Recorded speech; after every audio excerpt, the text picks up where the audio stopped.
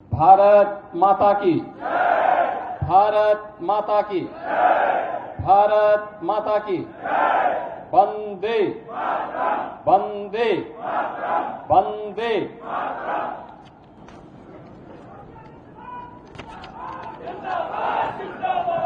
राष्ट्र नायक महाराणा प्रताप की मूर्ति और इस चौक के सौंदर्यीकरण कार्यक्रम में आज राष्ट्र नायक महाराणा प्रताप की पावन जयंती कार्यक्रम में यहां पर उपस्थित विधान परिषद के माननीय सभापति कुंवर मानवेंद्र सिंह जी,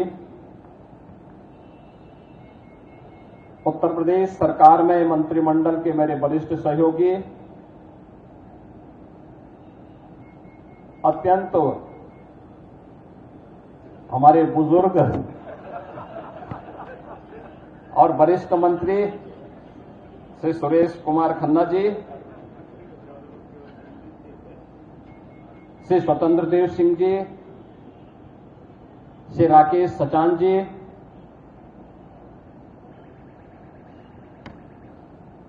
श्री दयाशंकर सिंह जी,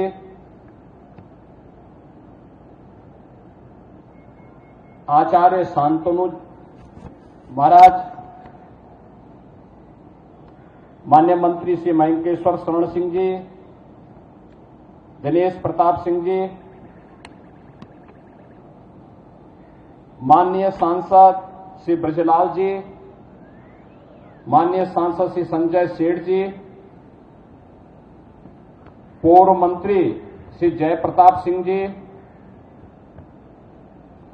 विधानसभा के माननीय सदस्य और आज के इस कार्यक्रम के संयोजक श्री राकेश सिंह जी, विधान परिषद सदस्य मानवेंद्र सिंह जी, संतोष सिंह जी, पूर्व केंद्रीय मंत्री कौशल किशोर जी, श्री दारा सिंह चौहान जी, आज के इस कार्यक्रम में उपस्थित सभी माननीय जनप्रतिनिधिगण, भारत माता के प्रति श्रद्धा और सम्मान का भाव रखने वाले, महाराणा प्रताप जैसे राष्ट्र नायकों के प्रति श्रद्धा और सम्मान का भाव रखने वाले सभी उपस्थित बहनों और भाइयों, आज भारत माता के महान सपूत राष्ट्र नायक महाराणा प्रताप की पावन जयंती है। इस अवसर पर महाराणा प्रताप की स्मृतियों को कोटि कोटि नमन करते हुए देश की वर्तमान चुनौतीपूर्ण स्थिति में राष्ट्र नायक महाराणा प्रताप, राष्ट्र नायक छत्रपति शिवाजी महाराज और राष्ट्र नायक गुरु गोविंद सिंह जी महाराज जैसे राष्ट्र नायकों का स्मरण हर भारतवासी के लिए एक नई प्रेरणा है। हम सब जानते हैं कि 9 मई 1540 को राजस्थान की वीर भूमि में महाराणा प्रताप का जन्म हुआ था। मात्र 27 वर्ष की उम्र में उन्होंने पहला युद्ध लड़ा था। उस समय मेवाड़ के ज्यादातर दुर्ग और किलों पर अकबर ने या तो कब्जा कर लिया था या उन्हें अत्यंत कमजोर बना दिया था। लेकिन विधर्मियों के सामने देश की आन मान और शान को डिगने नहीं देंगे, इस संकल्प के साथ महाराणा प्रताप ने समाज को जोड़ करके भील, मीणा और उस समाज के अंतिम पायदान पर बैठे हुए वनवासियों को, गिरवासियों को, समाज के प्रत्येक तबके को जोड़ करके उन्होंने जो लड़ाई लड़ी, हल्दी घाटी के रूप में 1776 में 1576 में लड़ी गई वह ऐतिहासिक लड़ाई, और उसके उपरांत जो भी युद्ध उन्होंने उस कालखंड में लड़े थे, सब में विजय प्राप्त करते हुए अंततः अकबर को पराजित करते हुए अपने सभी दुर्ग और किलों को वापस लेकर के उन्होंने भारत के आन मान और शान की रक्षा की थी। इसके लिए उन्हें लंबे समय तक जंगलों में भी दर दर की ठोकरें खाने के लिए, घास की रोटी तक खाने के लिए मजबूर होना पड़ा था। लेकिन वह कालखंड था संगठन का। देश की सैन्य शक्ति को मजबूत बनाने का उन्होंने प्रखरता के साथ इस कार्य को किया। भामाशाह जैसे दानवीर उन्हें प्राप्त हुए। उस समय के उन्होंने भीलों को, मीनाओं को जोड़ करके सामाजिक संरचना को इतना मजबूत बनाया कि अंततः अकबर की लाखों की सेना महाराणा प्रताप की सेना के सामने नाको चने चबाने के लिए मजबूर हो गई। हिंदुआ सूर्य के रूप में महाराणा प्रताप की जय जयकार उत्तर से दक्षिण तक पूरे देश के अंदर छा गई। और आज भी जब देश संकट के दौर से गुजरता है, राष्ट्र के सामने कोई चुनौती आती है, महाराणा प्रताप का स्मरण हर भारतवासी कर उठता है। छत्रपति शिवाजी महाराज का स्मरण हर भारतवासी कर उठता है। गुरु गोविंद सिंह जी महाराज का स्मरण हर भारतवासी स्मरण करता है। उन सभी राष्ट्र नायकों का स्मरण करता है जिनके त्याग से, जिनके बलिदान से इस राष्ट्र को एक नई संजीवनी मिली है। मित्रों, महाराणा प्रताप का यह जन्मदिन आज अत्यंत महत्वपूर्ण हो जाता है हम सबके लिए। आप देख रहे होंगे 22 अप्रैल को जो शरारत पाकिस्तानी आतंकवादियों ने पहलगांव में हमारे पर्यटकों के साथ किया था, जिस प्रकार की बर्बरतापूर्ण और शरारतपूर्ण कार्रवाई की थी, उस आतंकी कृत्य की हर भारतवासी ने निंदा ही नहीं की थी, बल्कि पाकिस्तान को सबक सिखाने की भी ठानी थी। और प्रधानमंत्री मोदी जी का जो संकल्प था, हमारे बहादुर जवानों ने, तीनों सेनाओं ने पाकिस्तान को उसका करारा जवाब देकर के आज आप देख रहे होंगे किस रूप में अलग थलग पड़ा पाकिस्तान आज दुनिया के सामने कराहता हुआ नजर आ रहा है। आपने पाकिस्तान को बेशर्मीपूर्ण चरित्र देखा है कि जब भारत की कार्रवाई से आतंकवादी मारे गए, उन आतंकवादियों के जनाजे में पाकिस्तान के शीर्ष सैन्य अधिकारियों की उपस्थिति, पाकिस्तान के राजनेताओं की उपस्थिति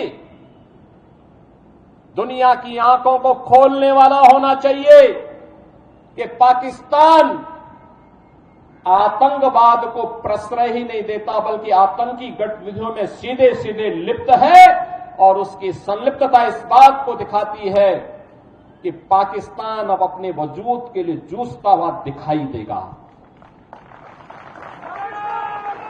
हर भारतवासी का दायित्व बनता है इस समय हम भारत की सेनाओं के मनोबल को बनाए रखने के लिए, देश की सुरक्षा के साथ कोई भी अगर शरारती तत्व किसी प्रकार की शरारत करता है तो पूरी सजगता और सतर्कता के साथ हम सबको भी अपनी सेनाओं के मनोबल को भी बढ़ाना है सुरक्षा बलों के साथ भी खड़ा होना है, साथ साथ किसी भी उस शरारतपूर्ण कार्रवाई को जो सुरक्षा में सेंध लगाती हो उसको बेनकाब भी करना है।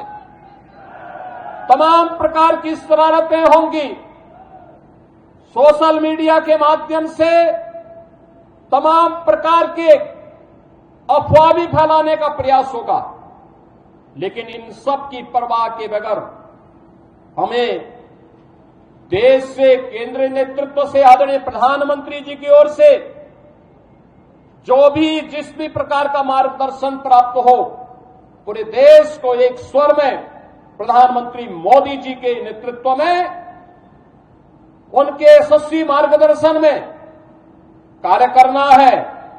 भारत हर हाल में विजयी है और विजयी रहेगा, इसमें कोई संदेह नहीं होना चाहिए।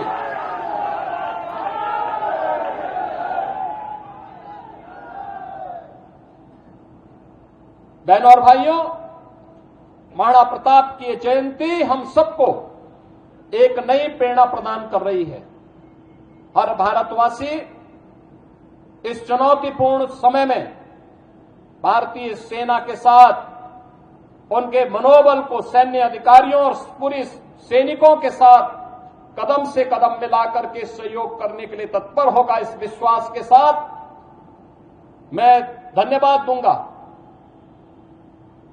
विधानसभा के माननीय सदस्य श्री राकेश प्रताप सिंह जी को, जिन्होंने संकल्प लिया कि चौराहे का सुंदरीकरण हो, मूर्ति को गरिमा और गौरव के साथ, यहां पर सम्मान के साथ इस मूर्ति के रखरखाव की व्यवस्था की जा सके। मैं धन्यवाद दूंगा विधान परिषद के माननीय सदस्य श्री मानवेंद्र सिंह जी को, जिन्होंने अपनी निधि से यहां पर इस चौराहे के इस द्वार का निर्माण करवाने में अपना योगदान दिया है। मित्रों, मुझे याद है 1998 में इस चौराहे पर मूर्ति की स्थापना का प्रस्ताव, उस समय स्वर्गीय बाबूजी कल्याण सिंह जी मुख्यमंत्री थे और तब प्रस्ताव मैंने ही दिया था, मैं सांसद था। 3 मूर्तियां हम लोगों ने बनाई थी उस समय संस्कृति विभाग से महाराणा प्रताप की। एक मूर्ति लखनऊ के चौराहे के लिए, एक गोरखपुर के लिए और एक प्रयागराज के लिए, और तीनों स्थानों पर श्री नरेंद्र कुमार सिंह गौर उस समय संस्कृति मंत्री के रूप में कार्य कर रहे थे। उन्होंने, डॉक्टर गौर जी ने इन तीनों मूर्तियों के लिए सहमति दी। मूर्तियों की स्थापना का कार्यक्रम हुआ। मैं स्वयं भी उस कार्यक्रम में यहां उस समय मौजूद था, जब कल्याण सिंह जी के करकमलों से इस कार्यक्रम को यहां पे संपन्न कराया गया था। और गोरखपुर में भी भव्य मूर्ति आज के रक्षा मंत्री और उस समय के भारतीय जनता पार्टी के अध्यक्ष माननीय श्री राजनाथ सिंह जी के करकमलों से हम लोगों ने उस मूर्ति का गोरखपुर में स्थापना का कार्यक्रम संपन्न किया था। और मुझे प्रसन्नता है कि आज सुंदरीकरण के कार्यक्रम के साथ मुझे फिर इस कार्यक्रम के साथ जुड़ने का अवसर प्राप्त हुआ है। इस चौराहे को आगे से हम लोग महाराणा प्रताप चौराहे के रूप में ही जानेंगे। इस विश्वास के साथ मैं एक बार फिर से पूरे प्रदेश वासियों की ओर से देश की बहादुर सेनाओं के मनोबल को बढ़ाने के लिए हर उत्तर प्रदेश वासी देश के साथ प्रधानमंत्री मोदी जी के यशस्वी नेतृत्व में पूरी मजबूती के साथ खड़ा होगा। इसके साथ ही देश की सेनाओं की हर कार्रवाई का, जो देश की रक्षा के लिए की जा रही कार्रवाई के लिए भी पूरा उत्तर प्रदेश पूरी मजबूती के साथ उनके मनोबल को बढ़ाने के लिए अपना योगदान देता रहेगा। इस विश्वास के साथ मैं एक बार फिर से महाराणा प्रताप की जयंती के अवसर पर उनके श्री चरणों में कोटि कोटि नमन करते हुए महाराणा प्रताप का यह यशस्वी जो उनका व्यक्तित्व था, उनका कृतित्व था, स्वदेश और स्वधर्म के लिए किस प्रकार का त्याग और बलिदान आवश्यक है, उसकी जो प्रेरणा देता है, यह प्रेरणा वर्तमान और भावी पीढ़ी के लिए भी सदैव पाथेय बने रहेगा। आप सबको मैं इस अवसर पर एक बार फिर से जयंती के अवसर पर बधाई देता हूं, अपनी शुभकामनाएं देता हूं। धन्यवाद। जय हिंद। मेरे साथ बोलेंगे भारत माता की, भारत माता की, भारत माता की। महाराणा प्रताप, महाराणा प्रताप।